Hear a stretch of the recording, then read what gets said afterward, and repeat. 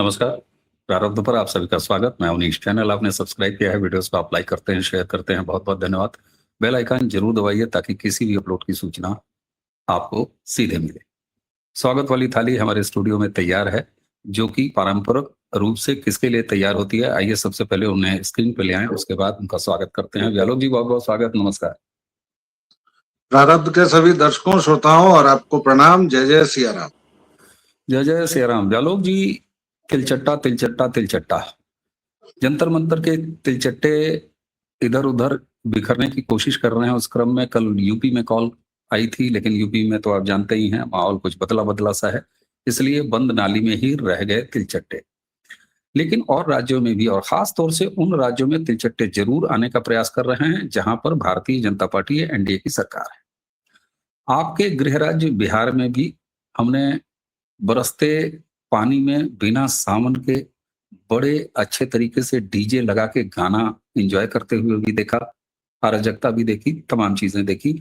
और तुरंत ये नैरेटिव बन गया, अह, सम्राट चौधरी की सरकार फेल हो गई, नरेंद्र मोदी के गठबंधन वाली सरकार फेल हो गई। क्योंकि हम बिहारी, हमारा बिहारी समाज बड़ा प्रबुद्ध है, और इतना प्रबुद्ध है कि वो हर एक चीज को लेके सबसे पहले फर्स्ट आता है और तुरंत चिंतन बनाता है। तो 24 घंटे में ये नैरेटिव लगातार फैलाया जाता रहा कि सम्राट चौधरी के बस का कुछ नहीं। लेकिन अचानक पता चलता है कि साहब, बिहार पुलिस जिस समय ये सारा तांडव और नाटक और नौटंकी हो रही थी, वो इस अंदाज में थी कि आ जाओ मेरी जान, फिर हम तुम्हें बताते हैं, मेटा के चश्मे। और अब वो योगी आदित्यनाथ की स्टाइल में बिहार पुलिस ने लगातार खूब बड़े बड़े पोस्टर्स निकाल दिए हैं, जिसमें हुड़दंगियों के नाम हैं, चेहरे हैं, पता है, सब कुछ है। इसका मतलब है कि बिहार पुलिस की पहले से तैयारी थी, सबके काम करने का अंदाज। उधर हेमंता ने टांग लिया, इधर यूपी में खामोशी। यानी कुल मिला के एंगल ये है कि ये जो डबल इंजन की सरकारें हैं, वहां इस तरीके से कार्रवाई हो रही है, यानी कि सरकार की तैयारियां दिखाई दे रही हैं। हाँ, लोकतांत्रिक ढंग से प्रदर्शन अगर करते हो तो कोई दिक्कत नहीं है, इसलिए प्रदर्शन होने दिया जा रहा है। लेकिन जब वो प्रदर्शन गुंडई में बदल रहा है, तो फिर सारे इंतजाम पहले से हैं। ऐसे में ये भी परसेप्शन बन रहा है कि साहब, बाकी सब लोग तो बहुत अच्छा कर रहे हैं, मोदी जी तो सॉरी, योगी जी तो टॉपम टॉप हैं, लेकिन ये मोटा भाई और दिल्ली में मोदी जी बैठ के क्या कर रहे हैं? जल्दी में सब कुछ हो गया और सब कुछ होता चला जा रहा है। साहब, मुझे आज ये बता दीजिए कि ये Delhi versus Patna, Delhi versus Lucknow, Delhi versus Guwahati, Delhi versus Kolkata, Delhi versus Dehradun, यानी कि मोदी जी, शाह जी कमजोर हैं और उनकी टीम के बहुत सारे प्लेयर्स जो हैं वो बड़े मस्त हैं। क्या वाकई ऐसा है, या एक ये अलग अलग तरीका दिखाई दे रहा है आपको इस तरह की खुरापात को हैंडल करने के लिए? जी। देखिए, इससे एक बात तो हो गई, जो भाजपा वाले कहते रहते हैं कि हमारे पास लीडर्स की कमी नहीं। इतना तो ये विरोधी भी मान लिए हैं भाई। जो अगर मोदी शाह बनाम अन्य कर रहे हैं तो सीधी सी बात है कि कतार दर कतार है। अभी इसमें शिवराज सिंह वगैरह का नाम ही नहीं लिया, तो ये एक अलग मुद्दा है। आपने गृह राज्य की बात की, मैं अपने गृह नगर जहां मैं बैठा हुआ हूं वहां से शुरू करता हूं। दरभंगा कभी गर्वीले मैथिलों का गढ़ था, अब यह जिहादियों का। दरभंगा मॉड्यूल आप सुन चुके हैं, आप सभी लोग। जब आजमगढ़ मॉड्यूल हुआ करता था, जब इस देश में तस्लीमुद्दीन नाम का एक कुख्यात गृह मंत्री भी हो गया था, हालांकि उसको फिर हटाया गया। कल तो 24 थी, 23 तारीख को दरभंगा में शांति दूतों ने प्रदर्शन किया। छोटे छोटे बच्चे, 13 साल के, 12 साल के, हाथों में पत्थर, महिलाएं, और खूब पुलिस पर पत्थर चले, खूब पिटाई हुई। पुलिस की पिटाई हुई, ये मैं कह रहा हूं और पूरे भरोसे से कह रहा हूं। अब उसके बाद पुलिस ने दरभंगा में, मैं ये देख के चौंक गया कि यहाँ पर भाई लोगों ने बाकायदा उसके पोस्टर और तमाम चीजें जारी कर दी हैं कि भाई ये लोग हैं।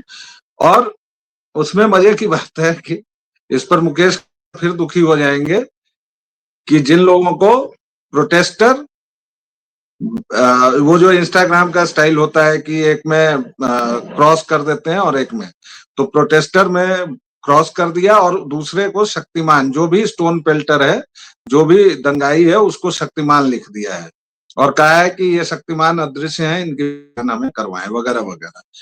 तो दरभंगा से ये शुरू हुआ। दो लोगों की कार्यशैली एक लगती है।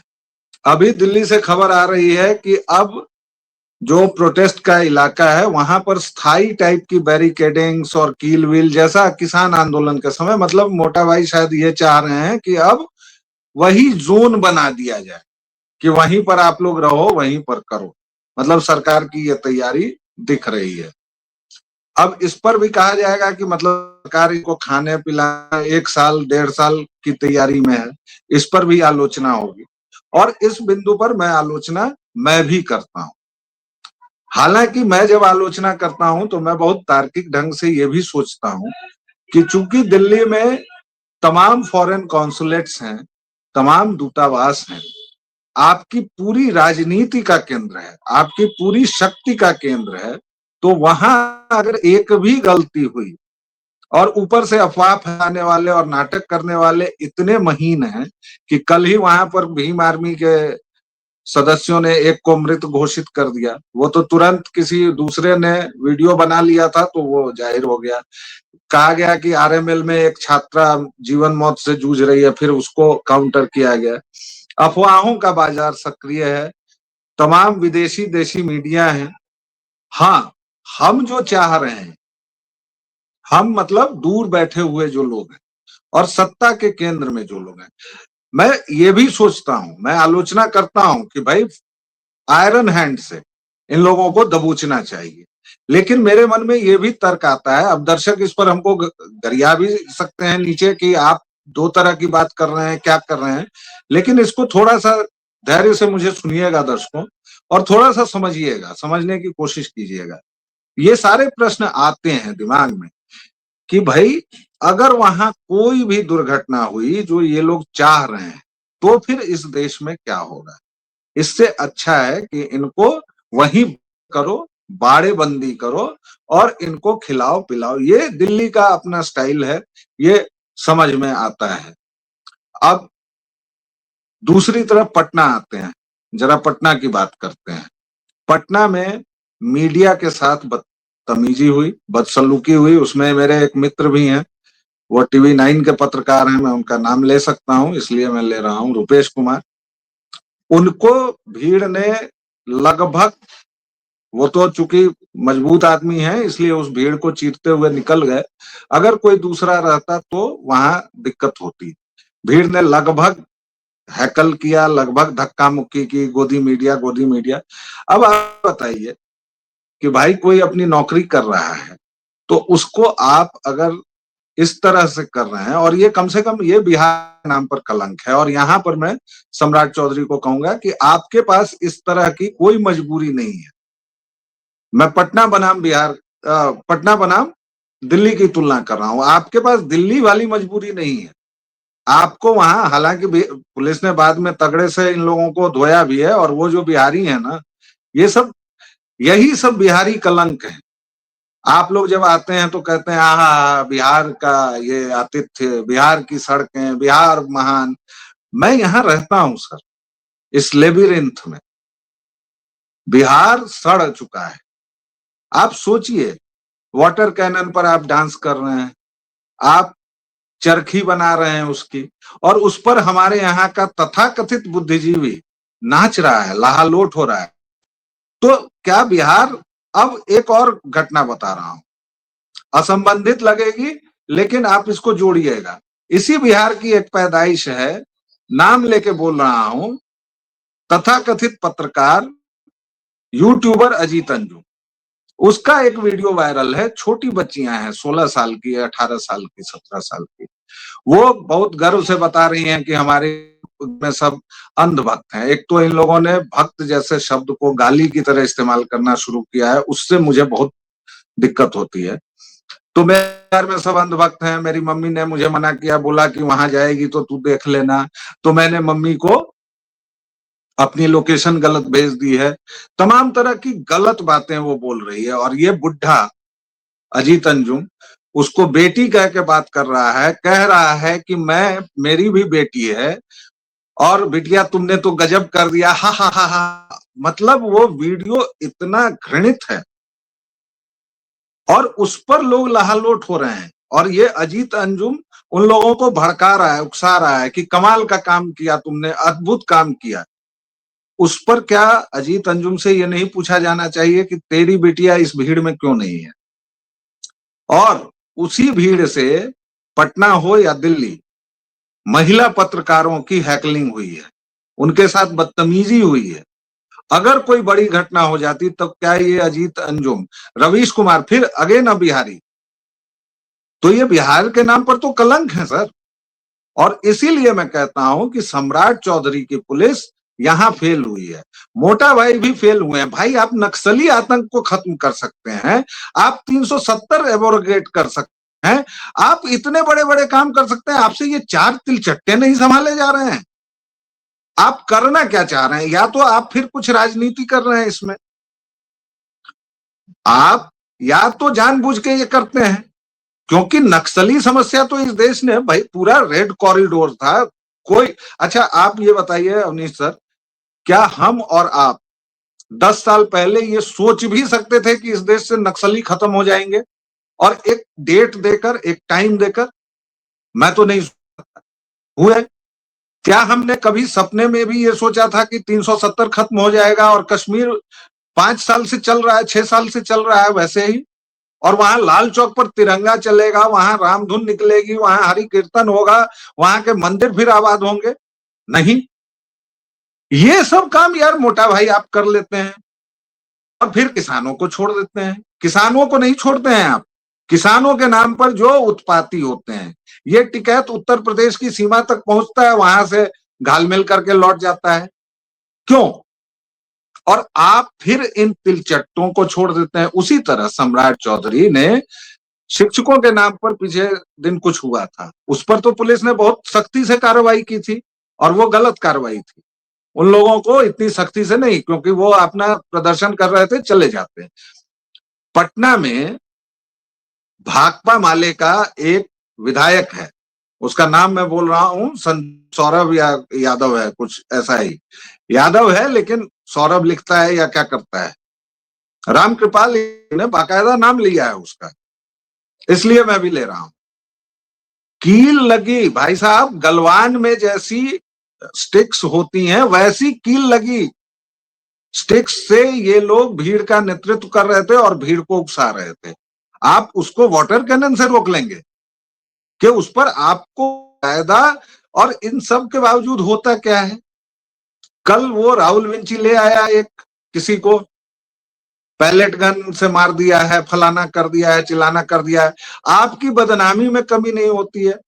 मोदी को लगातार तानाशाह कहा जाता है, लगातार, जबकि मोदी के राज में मोदी को जितनी गालियां पड़ती हैं, अगर इस एक गाली पड़ती है ममता बनर्जी को, एक गाली पड़ती है कर्नाटक के किसी इसको, तो टांग लेती है पुलिस, दिल्ली तक आ जाती है। यूट्यूबर्स के पास, इन्फ्लुएंसर फिर मुझे ये पसंद नहीं है, खैर जो भी हैं, रील बनाने वाले जो भी हैं, इन लोगों के पास, और आप यार फिर भी पूरी दुनिया की बदनामी लेके। तो मैं मोटा भाई को तिलचट्टों के मामले में विफल मानता हूं, या फिर उनकी अपनी राजनीति है जो मेरी छोटी समझ नहीं आती। और मैं एक बात साफ कर दूं दर्शकों, आपको भी, कि मोटा भाई और मोदी जीवा को मैं राजनीति सिखाऊं, भाई साहब मैं इतना काबिल नहीं। 40 साल से जो लोग राजनीति ओढ़ बिछा रहे हैं और इतने विकट विरोध के बावजूद जो लोग 12-12 घंटे ईडी, सीबीआई और तमाम तरह की चीजों में रहे हैं, जो वर्ष 2002 से अग्नि परीक्षा ही दे रहे हैं, रोज दे रहे हैं, उनको मैं सिखाऊं, ऐसा मैं काबिल नहीं हूं। लेकिन हाँ, तिलचट्टों के मामले में, तथाकथित किसानों के मामले में, तौहीन बाग के मामले में मैं मोटा भाई को बहुत विफल मानता हूं। हो सकता है ये उनकी राजनीति का पार्ट हो, और पटना में जो बिहार पुलिस ने किया, बाद में किया, अब मोटा भाई से सीखा है उन्होंने या क्या किया है ये भी मुझे नहीं पता, क्योंकि सम्राट चौधरी से मेरी बात नहीं हुई है, उन्होंने मुझे फोन भी नहीं किया है। लेकिन देर आए दुरुस्त आए, अब कम से कम उनकी पहचान करके एक ऐसी नजीर कायम कीजिए, एक ऐसा उदाहरण प्रस्तुत कीजिए कि आगे ये लोग कम से कम इस तरह की बर्बादी और इस तरह के नफरती काम न कर सकें। जी ठीक है साहब, मैं आपकी दो लाइनों को उठा रहा हूं जो आपने अंत में बोला कि सब कुछ हो जाने के बाद सम्राट चौधरी की पुलिस देर आई दुरुस्त आई और उन्होंने चेहरे पहचाने और पहचान के अब कड़ी कार्रवाई करें तो जाके कहीं कुछ मामला बनेगा। देर आए तो फिर ये तस्वीरें कैसे बरामद हुई? मेटा के चश्मे, फेस रिकॉग्निशन, एक एक के चेहरे हैं, एक एक का नाम है, एक एक का पता है। इसका मतलब है कि जिस समय हुड़दंग हो रही थी ये सब तब रिकॉर्ड हो रहा था, तब इसको जुटाया जा रहा था। एक तरफ वाटर कैनन चल रहा था, दूसरी तरफ पुलिस ये अपनी गुप्त कार्रवाई कर रही थी। तो देर आए ये तस्वीर जारी करने में कि उसी के दौरान क्यों नहीं जारी कर दिया, या ये तैयारी बाद में कैसे संभव हो सकती है? इसका मतलब है ये तो पुलिस पहले से तैयार थी, बस स्टाइल और मोडस ऑपरेंडी अलग था कि आ जाओ मेरी जान पहले कर लो, अब हम तुम्हारी पहचान तो किए दे रहे हैं, तुम करके जब निकल लोगे तब हम ये बताएंगे। तो एक तरफ लोकतांत्रिक मूल्य का संवर्धन भी हुआ कि आओ प्रदर्शन कर लो, क्योंकि नीट के छात्रों का मामला है, ओजस्वी छात्र बिहार में बहुत पाए जाते हैं। और दूसरी तरफ शांतिपूर्ण रहा तो ठीक, अराजकता हुई तो ये लोग, तो इसमें देरी कहाँ है? अगर देरी होती तो ये तस्वीरें कहाँ से आती? सर, देरी इसमें हुई कि अराजकता इससे प्रश्रय मिलता है। देरी इसमें हुई कि उनको गांधी मैदान पर ही रोक के जब आप वाटर कैनन चला रहे थे तो तस्वीर जारी करने की नौबत ना आती, इनकी ऐसी तुड़ाई करते, आप ऐसी तुड़ाई करते कि ये वहीं पर से सीधे इनको पीएमसीएच अब बड़ा भव्य बनवा दी ने, उसका आप जाइएगा देखिएगा तो लगता है रिसेप्शन हॉल वगैरह की, हाँ अब बिहार में भी कहीं एक हॉस्पिटल है, तो उसमें भर्ती करवाते। मैं इसमें देरी कर रहा हूं क्योंकि दिक्कत यह है कि आप जब बार बार इस तरह के तत्वों को, और ये लोकतांत्रिक मूल्य नहीं है सर, आईसा एसएफआई के गुंडे थे, कोई छात्र नहीं था, और बिहारी छात्र यशस्वी जितने हैं वो बाहर जा चुके हैं। सॉरी सर, ये सब जो गलथेथड़ी है ना बिहारियों की, ये सब बेकार बात है, बेवकूफी की बातें हैं। ये सब गलथेथड़ी है कि बिहार का छात्र बहुत ओजस्वी होता है, हमले यहाँ 6 ज्यादा आईएएस होते हैं। अब तो वो भी नहीं होते हैं, अब तो आंकड़े भी वो नहीं होते हैं, अब तो राजस्थान और उत्तर प्रदेश आगे निकल गए हैं, तो बिहारी गलथेथड़ी में भी आगे हैं। मुझे ये बताइए कि बिहार का कोई छात्र जो बिहार में रह के बिहारी सरकारी सिस्टम से रहकर टॉपर हुआ हो या कुछ हुआ हो, लेकिन खैर वो एक अलग विषय हो जाएगा। देर आए और दुरुस्त आए मैं अंतिम ये बात कह रहा हूं कि आप जब जान रहे हैं कि उसमें आईसा के गुंडे हैं, एसएफआई के गुंडे हैं, तो भाई पहले ही पकड़ के उठा के थाने में धर लो, वज्र में धर लो, पकड़ के कूट दो ससुरों को। मैं इसमें देरी कह रहा हूं। और मॉडस ऑपरेंडी, भाई अगर आपके पास अगर दिल्ली वाली मजबूरी नहीं है, मैंने दिल्ली की मजबूरी भी कही, मैंने केवल और केवल ये नहीं कहा कि भाई एकदम खत्म हो गए, बर्बाद हो गए, जो आजकल कुछ तथाकथित राष्ट्रवादी भाई सीना उना फाड़ के हा हुसैन कर रहे हैं कि मोदी जी वाह ये हो गया, फलनवा हो गया, वी डोंट वांट दिस, ऐसा भी मैं नहीं कर रहा हूं। लेकिन आपके पास पटना था, गांधी मैदान जैसा विस्तृत इलाका है सर, 5 लाख की उसकी कैपेसिटी है, वहीं एक जेल बनाते, वहीं चारों तरफ से बैरिकेडिंग करो और ठूसो सबको, 10 दिन रखो, अपने नानी याद आ जाएगी। मैं पुलिसिंग थोड़े सिखाऊंगा भाई, ये सब सीखा हुआ है, इसलिए मैंने कहा दे रहा है, बाकी कहीं कुछ नहीं है। संदीप यादव को अभी भी आप नहीं उठा रहे हैं, उठाइए उसको, कोर्ट से लीजिए परमिशन, हाई कोर्ट से लीजिए, विधानसभा से लीजिए, जो लेना है लीजिए, ये मैं कह रहा हूं। बाकी तो सब चंगा ही चल रहा है, सब बढ़िया चल रहा है। आपके शब्दों में डबल इंजन की सरकार है, तो भाई एक अपने तरफ से काम कर रहा है, एक दूसरे तरफ से काम कर रहा है। अब मोदी जी ने 24 घंटे के अंदर 2 वीडियो, और बिल्कुल वो ये जो तथाकथित युवा पीढ़ी के स्टाइल में कहा जाता है, कई लोगों ने कहा है कि भाई हमारे बाबूजी जब वीडियो कॉल करते हैं तो ऐसे ही करते हैं, 2 वीडियो डाल दिए, भी उनकी आलोचना हो रही है, लेकिन 1 मिलियन फॉलोअर भी बढ़ गए हैं। तीसरा वीडियो उनके आने वाला है जिसमें वो हेलो फ्रेंड्स की जगह हाय गाइस ये कहने के बाद अपनी बात शुरू करेंगे। तो ये जी। वो प्रधानमंत्री हैं। और एक चीज और दर्शकों, क्रिकेट हम आपकी रुचि रही हो या जिनकी भी रही हो, तो आपको क्रिकेट के कितने फॉर्म्स हैं ये तो याद होगा। टेस्ट मैच, फिर कैरी पैकर ने शुरू किया, पहले 5 दिन का टेस्ट मैच, 1 दिन का तो रेस्ट होता था। उसके बाद कैरी पैकर सर्कस कहा गया उसको जब वनडे आया 50 ओवर्स का, और उसके बाद क्या आया, T20। तो आप देखें, एक ही क्रिकेट, उसकी 3 शैलियां, यानी यही है मेरे जो डबल इंजन की अवधारणा जिसको भाजपा वाले कहते हैं। मोदी हैं इस देश में नेहरू का रिकॉर्ड तोड़ चुके, तीसरी बार सत्ता में, टेस्ट मैच खेल रहे, लेकिन 32 साल बाद कोई सरकार दोबारा रिपीट करके योगी आदित्यनाथ अभी वनडे खेल रहे हैं कि आ जाओ जरा अखिलेश यादव, बहन मायावती, कांग्रेस, वनडे खेल लो। कोई T20 भी है, वही योगी जी, और जब जरूरत पड़ती है तो मोदी जी भी T20 खेलते हैं। तो ये है वो कॉम्प्रिहेंसिव टीम और कॉम्प्रिहेंसिव अप्रोच।